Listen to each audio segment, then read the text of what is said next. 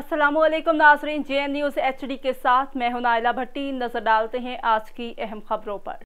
Tando Adam report Rashid Chauhan. JN news के reporter Rashid Chauhan के मुताबिक तहरीक लब्बैक पाकिस्तान टंडो आदम की तरफ से बरसात मुतासरीन के इमदाद जारी है और तहरीक लब्बैक टंडो आदम के अहदेदारान रोजाना गाड़ियों में दोपहर शाम का खाना, दीगर जरूरियात की अशिया जिनमें दूध, चाय की पत्ती के अलावा रोजाना गर्म खाना और मच्छरों से बचाव के लिए मच्छर कॉइल और मच्छर बचाव लोशन, मच्छरदानी और दीगर सामान मुतासरीन तक पहुंचाया जा रहा है।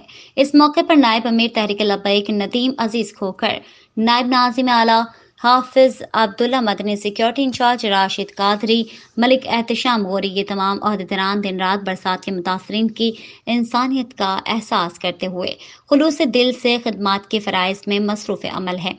और जबकि मोहम्मदी चौक में बरसात मुतासरीन की इमदाद के लिए तहरीक लब्बैक टंडो आदम की जानिब से इमदादी कैंप भी लगाया गया है, जहां पर शहरी बरसात मुतासरीन की इमदाद देने के जोग दर जोग फंड और सामान दे रहे हैं।